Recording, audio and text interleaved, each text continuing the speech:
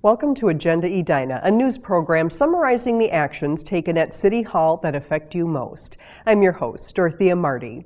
The water meter in your home will be replaced sometime in the next year and a half. During the mid-1990s, the city upgraded its water meters to a radio read system so that the water meters could be read from a vehicle on a roadway. The batteries in the radios are now failing at a very high rate. Currently, it takes about 5 to 6 working days for one person to read all the meters. With the new system, it will be less than a day. As far as rates for the customers, it does not impact them at all. The Public Works Department had planned to replace the batteries, but staff discovered 2 issues. The bandwidth that the FCC has appropriated for the radios will not be available for public use after January 1st, 2013.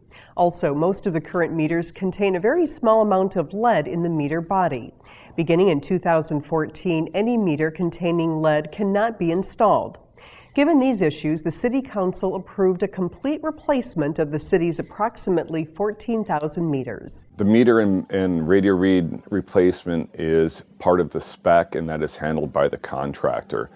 City staff will assist on commercial and industrial properties, but residentials will be handled strictly by the contractor.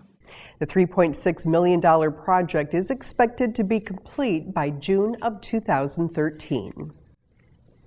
It's still cold outside, but plans are heating up for a few more street reconstruction projects scheduled to start this spring. In January, the City Council approved street reconstruction projects in the Countryside and Richmond Hills neighborhoods. Later this winter, the Council will consider other street projects proposed for 2012. If approved, all projects will begin this spring with substantial or complete construction by fall. Jerry's Enterprises has gained council approval to expand a pedestrian bridge connecting its parking ramp to Jerry's stores. There is an existing pedestrian bridge that connects the city's parking ramp in the Grandview area to Jerry's Foods. The bridge is 4 feet wide and used as an exit from the grocery store.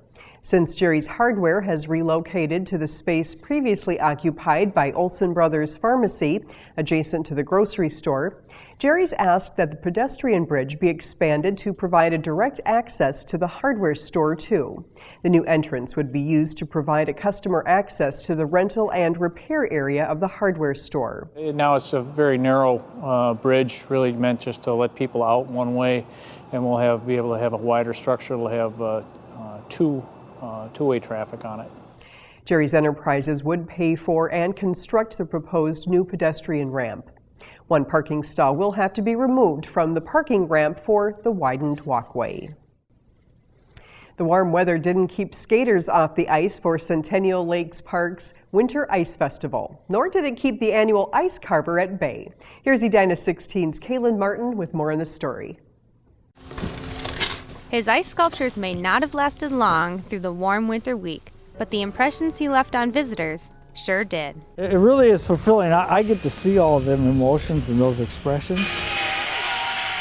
Roger Rust has been carving ice at Centennial Lake's Winter Ice Festival for more than 2 decades.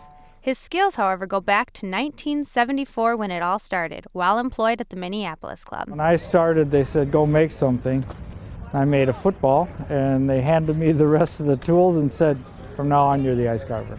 He's carved dolphins, deer, fish, dragons, and company logos. You name it, he's carved it.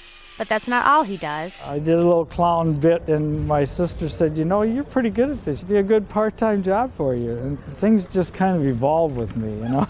Manager of Centennial Lakes Park, Tom Shirley, says Rust plays an impressive role at the Winter Ice Festival. He came on the very first year. He was done a great job of interacting with the people that are at the festival. He gives a demonstration on how he carves and is happy to answer questions that people might have. Rust says his favorite part of this unique job is the unforgettable reaction he gets from the crowd. I get to wow them a little bit, and they're just like, you know, it's really fun that way. With Steve Christensen, I'm Kaylin Martin, Edina 16. This was Rust's 21st year of carving ice at the Winter Ice Festival.